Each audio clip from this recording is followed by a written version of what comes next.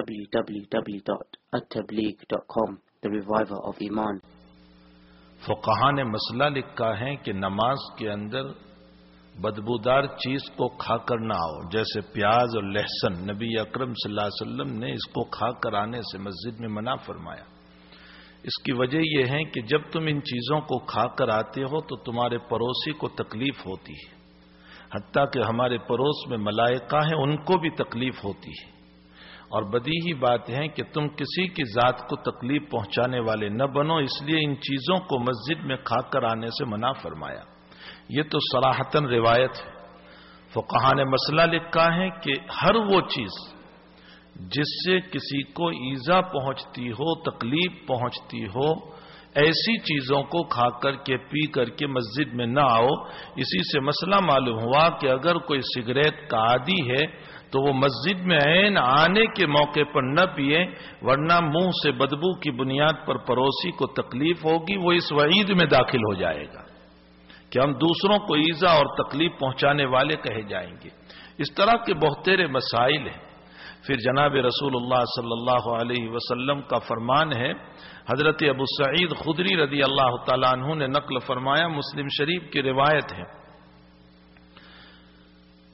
اور اس فرمود کا پس منظر یہ ہوا تھا کہ ایک مرتبہ مروان جو بادشاہ گزرا ہے بالکل شروع میں دور عباسی کے اندر، اس نے عید کے دن، جبکہ مسئلہ یہ ہے کہ پہلے عید کے دن نماز ہوگی پھر خطبہ ہوگا، لیکن مروان سیدھا آیا اور خطبہ دینے کھڑا ہو گیا۔ حالانکہ سنت یہ ہے کہ پہلے نماز پڑھی جائے عید کے دن اور اس کے بعد خطبہ دیا جائے۔ تو ایک صاحب کھڑے ہوئے، وہ بھی صحابی تھے، روایتوں میں ان کا نام نہیں، انہوں نے کھڑے ہو کر یوں کہا کہ یہ خلاف سنت تم کر رہے ہو، الصلاح قبل الخطبہ، پہلے نماز ہوگی پھر خطبہ ہوگا۔ تو مروان نے کہا کہ نہیں، میں پہلے خطبہ دوں گا پھر نماز پڑھاؤں گا۔ اصل وجہ یہ تھی کہ مروان اپنے خطبے میں حضرت علی رضی اللہ تعالیٰ عنہ کو برا بھلا کہتا تھا اور لوگ سننا نہیں چاہتے تھے، تو لوگ نماز کے بعد نماز پڑھ کے چلے جاتے تھے، اس کا خطبہ نہیں سنتے تھے۔ تو اس نے اپنی گالیاں سنانے کے لیے خطبے کو پہلے کر دیا۔ اس پر ایک صحابی کرے ہوئے اور فرمایا کہ یہ تم غلط کر رہے ہو اور خلاف سنت کر رہے ہو، یہ کہہ کر کہ اس کا دامن اور اس کا کپڑا کھینچا۔ تو وہ ضد پر آیا کہ نہیں، پہلے خطبہ دوں گا اس کے بعد نماز پڑھاؤں گا۔ حضرت ابو سعید خدری رضی اللہ تعالیٰ عنہ وہیں تھے۔ ابو سعید خدری رضی اللہ تعالیٰ عنہ انصاری صحابی ہیں، انہوں نے کھڑے ہو کر حدیث سنائی کہ میں نے رسول اللہ صلی اللہ علیہ وسلم سے سنا ہے کہ تم میں سے کوئی خلاف شرع کام کرے اور تم کو طاقت ہو ہاتھ سے روکنے کی تو اس کو چاہیے کہ ہاتھ سے روکے، فمن لم یستطع، اور اگر تم کو ہاتھ سے روکنے کی طاقت نہیں ہے فبلسانی، تو زبان سے روکے، اور جس کو زبان سے بھی روکنے کی طاقت نہیں ہے فبقلبی، تو اپنے دل میں اس کو برا جانے کہ یہ غلط کام کر رہا ہے، یہ خلاف شریعت کام کر رہا ہے، میری ہمت نہیں ہے اس لیے کہ اگر میں اس کو کہوں گا تو یہ میرے خلاف ہو جائے گا، نہ معلوم میرے خلاف کوئی سازش کرے گا، کوئی ترکیب کرے گا، لیکن اللہ جب مجھے طاقت دے گا میں اس کو ضرور روکوں گا، البتہ اب میں اپنے دل میں اس کام کو برا سمجھتا ہوں۔ اللہ کے نبی نے فرمایا دل میں برا جاننا وذالک اضعف الایمان، یہ ایمان کا بالکل کمزور درجہ ہے، اس سے نیچے ایمان نہیں، سنو خوب، اس سے نیچے ایمان نہیں۔ اس کا مطلب یہ نکلا کہ کوئی برائی کر رہا ہے، کوئی بغاوت کر رہا ہے، کوئی خلاف شرع کام کر رہا ہے اور میں اپنے دل میں اس کو برا بھی نہیں سمجھ رہا ہوں، اس کا مطلب میں اس عمل کو اچھا سمجھ رہا ہوں۔ تو شریعت کے حرام کو اچھا سمجھنا، برائی کو اچھا سمجھنا، یہ تو خود بخود ہم کو ایمان سے نکال دیتا ہے۔ اس لیے نبی کریم صلی اللہ علیہ وسلم نے فرمایا کہ یہ آخری درجہ ہے، اس کے نیچے ایمان ہے ہی نہیں۔ تو 3 درجے بیان فرمائے نبی کریم صلی اللہ علیہ وسلم نے. اگر کوئی برائی کر رہا ہے تو تم ہاتھ سے روکو، جیسے بادشاہ کو طاقت ہے وہ زبردستی مار کر کے روک سکتا ہے. اگر ہاتھ والے نے، جیسے باپ کو اللہ تعالیٰ نے موقع دیا، استاذ اگر کر سکتا ہے تو ہاتھ سے روکے. اور اگر اتنی طاقت نہیں ہے فبلسانی، اپنی زبان سے کہہ کر روکے، اس کو سمجھائیں، اس کی برائی سمجھائیں، اس کی حقیقت کو سمجھائیں. اور اگر اتنی بھی طاقت نہیں ہے تو اپنے دل سے برا جانے اور یہ سمجھے کہ یہ غلط کام کر رہا ہے. پھر میرے بھائیو یاد رکھو جناب رسول اللہ صلی اللہ علیہ وسلم کا فرمود بخاری شریف میں ہے کہ ایک بستی پر اللہ نے عذاب اتارا. اللہ کے نبی نے اس بستی کا نام نہیں لیا. اس بستی پر اللہ کا عذاب اترا اور فرشتوں کو کہا کہ اس کو اوپر نیچے تہے بالا کر دو، سب کو پتک دو، پوری بستی کو ختم کر دو. تو جبریل امین نے عرض کیا کہ باری تعالیٰ اس میں تو ایک بہت بڑا اللہ والا بھی ہے جو بہت نمازیں پڑھتا ہے، بہت عبادت کرتا ہے، بہت ذکر کرتا ہے، بہت تلاوت کر رہا ہے، اس میں تو وہ بھی ہے، اور تم نے تو پوری بستی کو پلٹنے کا حکم دیا، تو وہ اس اللہ والے کا کیا ہوگا؟ فرمایا اس کو بھی پلٹ دو، اس لیے کہ یہ خود تو کرتا تھا، دوسروں کو نہیں روکتا تھا. آج ہمارا حال یہ ہے کہ ہم خود ذکر میں ہیں، ہم خود نماز پڑھتے ہیں، ہم خود عبادت کرتے ہیں، لیکن میری اولاد دین سے دور ہے، مجھے اس کی فکر نہیں.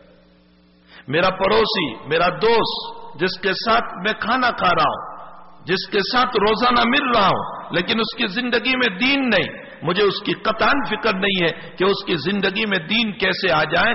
اس لیے جناب رسول اللہ صلی اللہ علیہ وسلم نے فرمایا، اللہ تعالیٰ نے یوں فرمایا کہ وہ خود نماز پڑھتا تھا، وہ عبادت کرتا ہے، وہ ذکر کرتا ہے، لیکن دوسروں کو نہیں روکتا. اس کی عبادت کا بدلہ میں آخرت میں دوں گا، لیکن دنیا میں ان ظالموں کے ساتھ اس کو بھی پتک دو. معلوم ہوتا ہے اللہ کا عذاب جب گناہوں کے کرنے پر اترتا ہے تو پھر بروں کے ساتھ اچھے بھی پکڑے جاتے ہیں، پھر بروں کے ساتھ نیک بھی پکڑے جاتے ہیں. اسی لیے اللہ تعالیٰ نے قرآن کریم میں فرمایا والعصر ان الانسان لفی خسر، تمام لوگ نقصان میں ہیں اور تمام گھاٹے میں ہیں اور تمام مصیبتوں میں ہیں، مگر کامیاب کون ہوں گے؟ الا الذین آمنوا، خود ایمان لائے، وعملوا الصالحات، اچھے اعمال کیے، وتواصوا بالحق، اور لوگوں کو حق بات بتاتے رہے. یہاں یہ نہیں کہا صرف نماز بتاؤ، صرف روزہ بتاؤ، صرف زکوٰۃ بتاؤ، صرف حج بتاؤ، جتنی دین کی حق بات ہو سکتی ہے سب بتاؤ. وتواصوا بالحق، جتنی دین کی بات ہو سکتی ہے، اچھے اخلاق بتاؤ، اچھا دین بتاؤ، اچھی شریعت بتاؤ، اس کی عورتوں کے مسائل بتاؤ، اس کی زندگی کیسے گزرے اس کے طریقے بتاؤ. وتواصوا بالحق وتواصوا بالصبر، اور وصیت کرو صبر کی، یعنی صبر کی باتیں بھی امت میں پھیلاؤ کہ دیکھو حالات آتے ہیں، مصیبتیں آتی ہے، پریشانیاں آتی ہے، بیماریاں آتی ہے، لیکن ان حالات میں، ان پریشانیوں میں، ان بیماریوں کے اندر ہمیں چاہیے کہ ناصبرے نہ بنے، اپنی زندگی کو صبر سے دور نہ کریں. ایک انسان روزی روٹی میں جب مل رہا ہے، شکر سے اللہ ملتا ہے، تو پھر حالات اور مصیبت میں صبر سے بھی اللہ کو پا لیتا ہے. جناب رسول اللہ صلی اللہ علیہ وسلم نے ایک مرتبہ یوں ارشاد فرمایا کہ نعمتوں پر شکر کرنے والا مصیبتوں پر صبر کرنے والے کی طرح ہے. یہ بخاری شریف کی روایت ہے. نعمتوں پر شکر کرنے والا مصیبتوں میں صبر کرنے والے کی طرح ہے. یہ تو بخاری شریف میں ہے. اب ایک ضعیف روایت اس سے آگے امام بیہقی نے نقل فرمائی. حضرت امام بیہقی رحمۃ اللہ علیہ فرماتے ہیں کہ اس پر ایک صحابی نے سوال کیا کہ یا رسول اللہ، جو نعمتوں میں جی رہا ہے وہ اگر شکر کرے تو اتنا کمال کہاں ہوا؟ اس کے پاس تو مال پانی موجود ہے، مکان موجود ہے، جائیداد موجود ہے، پراپرٹی موجود ہے، وہ شکر کرنے والا ہے. یہ تو مصیبت میں پھنسا ہوا ہے، پریشانیوں میں پھنسا ہوا ہے، حالات میں پھنسا ہوا ہے، اس کے باوجود دونوں برابر ہوں گے. اللہ کے نبی نے فرمایا، اگلا جملہ سنو، اللہ کے نبی نے فرمایا نعمتوں پر شکر کرنے والا صبر کرنے والوں کی طرح ہے، لیکن قیامت میں صبر کرنے والا شکر کرنے والوں سے پہلے جنت میں جائے گا. جس کی زندگی میں صبر ہے، اللہ تعالیٰ اس کو پہلے جنت عطا کرے گا. تو وتواصوا بالحق وتواصوا بالصبر، حق بات لوگوں کو بتاؤ، وتواصوا بالصبر، اور صبر کی بھی تلقین کرو، اور لوگوں کو یہ بتاؤ کہ بھئی حالات آئیں، پریشانیاں آئیں، بیماریاں آئیں، مصیبتیں آئیں تو اس پر جزا فضا شکوہ شکایت کرنے کے بجائے صبر کا دامن ہاتھ سے نہ چھوڑو. اور صبر کی تعریف کیا ہے؟ سنو صبر کی تعریف. ہم سب یہ کہتے ہیں میں صبر کرتا ہوں، میں صبر کرتا ہوں. صبر کی تعریف جنید بغدادی رحمت اللہ علیہ نے فرمائی. صبر کی تعریف یہ ہے کہ حالات کو برداشت کرتے ہوئے عبادتوں میں کمی نہ آنی چاہیے. حالات خوب سنو، حالات کو تو برداشت کر رہے ہیں لیکن ادھر نماز چھوڑ دی. حالات کو برداشت کر رہے ہیں، اللہ کے گھر کو چھوڑ دیا. حالات کو برداشت کر رہے ہیں، اللہ کو یاد کرنا چھوڑ دیا. یہ صبر نہیں ہے. صبر کا گھونٹ پیتے ہوئے اللہ کی عبادت کو نہ چھوڑا جائے اسے صبر کہا جاتا ہے. اور اگر اللہ کی عبادت کو چھوڑ دیا تو وہ صبر کہاں ہوا؟ تو ہم اسی لیے جناب رسول اللہ صلی اللہ علیہ وسلم کی پوری زندگی پر ہو، حالات آپ پر آئے، مصائب آپ پر آئے، پریشانیاں آپ پر آئے، بلکہ آپ پر جتنے حالات آئے، امت کے کسی فرد پر اتنے حالات نہیں آئے، لیکن اس کے باوجود راتوں کا اٹھنا آپ کا نہیں چھوتا، اس کے باوجود آپ کی نمازیں نہیں چھوتی، اس کے باوجود اللہ کا ذکر نہیں چھوتا، اس کے باوجود اچھے اخلاق نہیں چھوتے، اس کے باوجود دین کا کام نہیں چھوتا، اس کے باوجود دعوت و تبلیغ کا مجاز نہیں چھوتا. اللہ کے نبی نے ان حالات میں، ان پریشانیوں میں، ان مصائب میں آپ کے مارنے کا پلان، قتل کا پلان، بائیکاٹ کا مسئلہ، اور اس کے ساتھ وطن سے بے وطن کرنا اور حالات پہ حالات، اس کے باوجود آپ دین کے اوپر جمے رہے. اور خود اللہ نے آپ کو فرمایا فَإِذَا فَرَغْتَ فَانْصَبْ وَإِلَىٰ رَبِّكَ فَارْغَب. اے پیغمبر جب تبلیغ سے فارغ ہو جائیں تو ہمارے لیے مصلی پر کھڑے ہو کر سجدے کرو.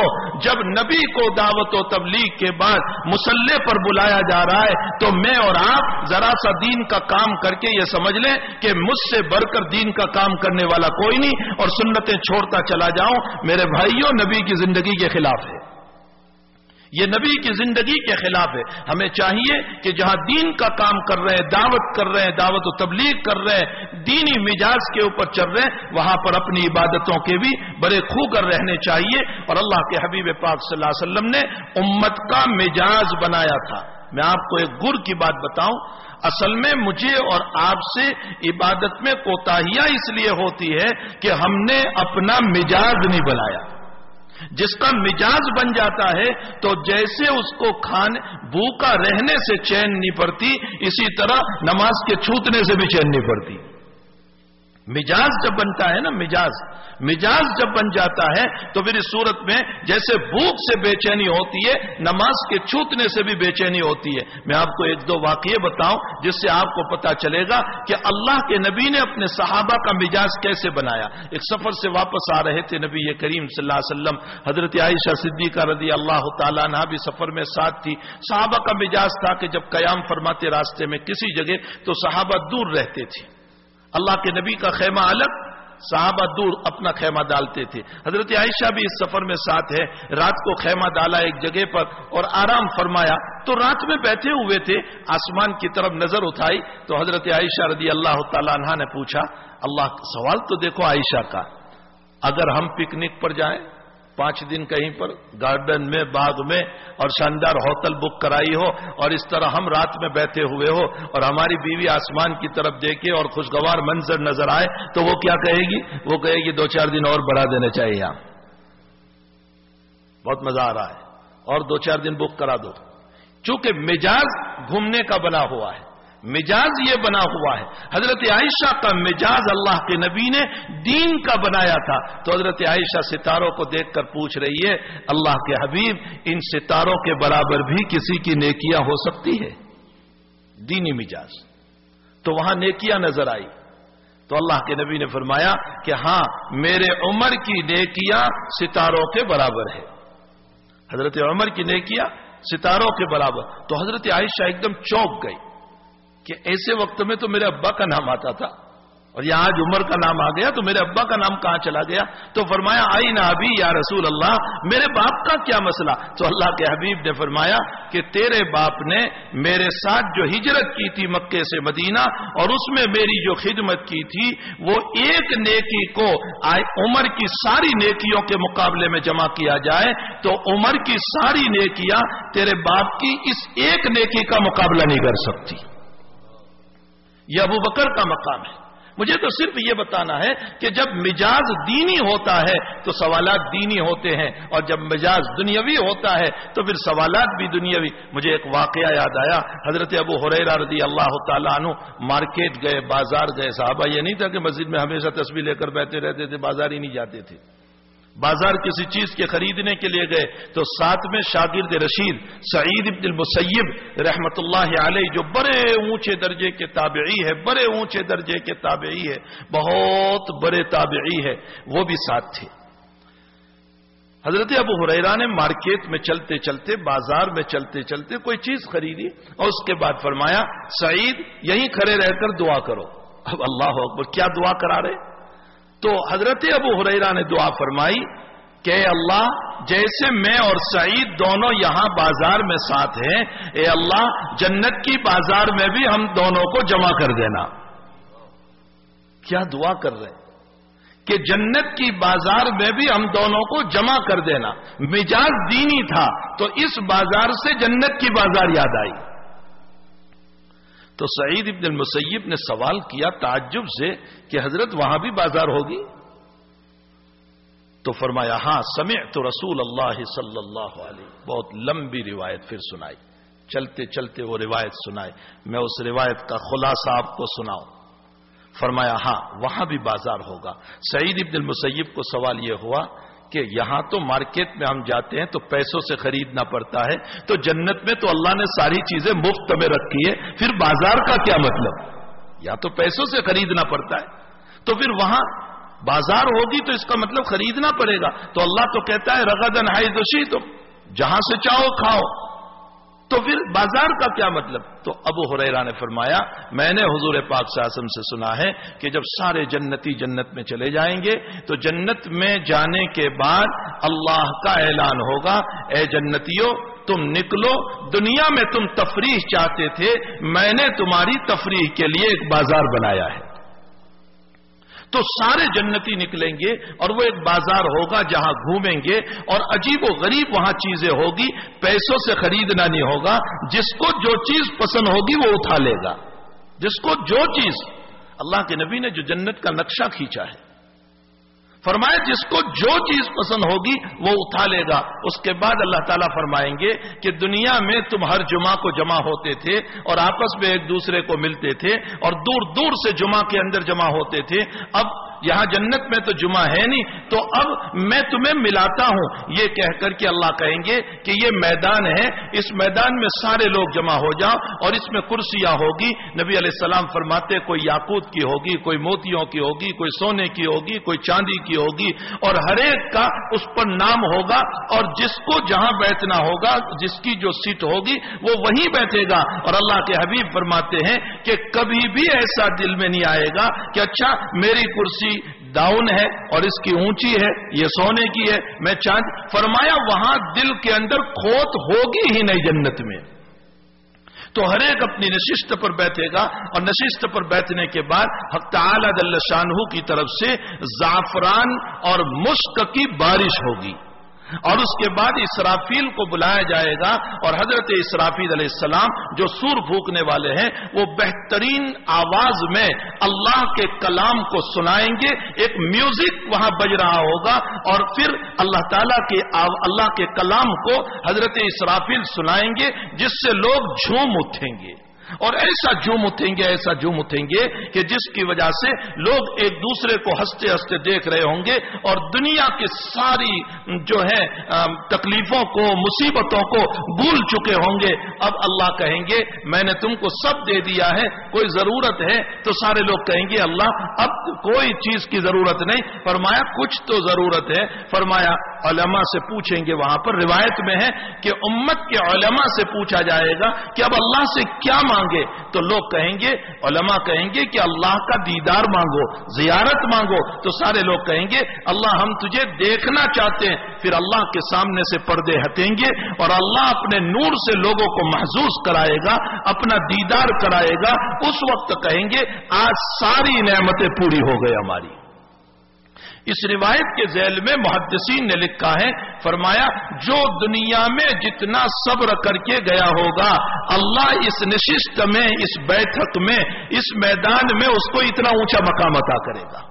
جو دنیا میں جتنا صبر کر کے گیا ہوگا اس کو وہاں اللہ تعالیٰ اتنا اونچا مقام عطا کرے گا.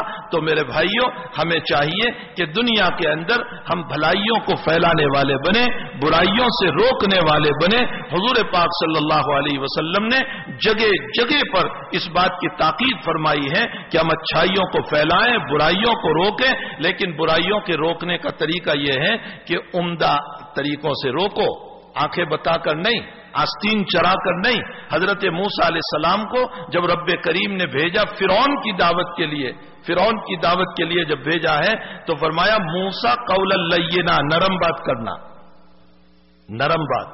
تو موسیٰ علیہ السلام فرما رہے رب کریم وہ تو ربوبیت کا دعوے دار ہے, خدائیت کا دعوے دار ہے, اتنا بڑا اس نے دعویٰ کیا, اتنا بڑا باغی, اور تو کہہ رہا ہے کہ نرم بات کرنا. ہاں, جو علماء نے اس کے اندر لکھا ہے, اس تفسیر کے اندر فرمایا اللہ نے موسیٰ کو یوں اشارہ کیا کہ موسیٰ تم نے اس کے گھر کا نمک کھایا ہے. ارے وہیں تو بڑے ہوئے تھے فرعون کے مکان میں. فرمایا تم نے اس کے گھر کا نمک کھایا ہے. نبی کی شان کے خلاف ہے کہ اپنے محسن کو آنکھیں بتائے. علماء نے وہاں لکھا ہے کہ جب کافر جیسے کافر محسن کو آنکھیں بتانے کی اجازت نہیں تو پھر اپنے والدین اور اپنے بڑے اور اپنے استاد اور اپنا بڑا بھائی اور اپنے اوپر احسان کرنے والے مسلمان کو آنکھیں بتانے کی اجازت کہاں سے ہو سکتی ہے؟ اس کی اجازت ہمیں کہاں سے ہو سکتی ہے؟ بہرحال حضرت موسیٰ علیہ السلام کو فرمایا نرم بات کرنا, بہت تیور چڑھا کر بات نہ کرنا. ہمارے حضرت مفتی شفیع صاحب رحمۃ اللہ علیہ اس پر یوں فرمایا کرتے تھے, مفتی اعظم پاکستان یوں فرمایا کرتے تھے کہ بھائی دیکھو, موسیٰ سے بڑھ کر مبلغ کوئی نہیں اور فرعون سے بڑھ کر باغی کوئی نہیں. فرمایا تم موسیٰ کے برابر تو مبلغ ہو نہیں, تم موسیٰ کے برابر تو مبلغ ہو نہیں. اچھا, تم جس کو دعوت دے رہے ہو وہ فرعون جتنا باغی تو ہے نہیں. جب فرعون کو منع کیا گیا اس طرح آنکھیں بتانے کو موسیٰ کو, تو ہمیں اجازت کہاں سے ہو سکتی ہے کہ ہم غصے ہو کر آستین چڑھا کر کے کسی کو دعوت دیں؟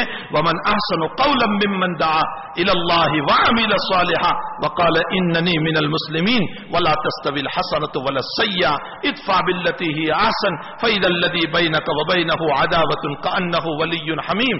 اللہ کہتا ہے محبت سے بلاؤ گے, پیار سے بلاؤ گے, محبت سے دعوت دو گے, پیار سے دعوت دو گے, گلے سے لگا کر دعوت دو گے, تو نتیجہ کیا ہوگا؟ تمہاری جان کا دشمن بھی اللہ کہتا ہے تمہارا دوست ہو جائے گا.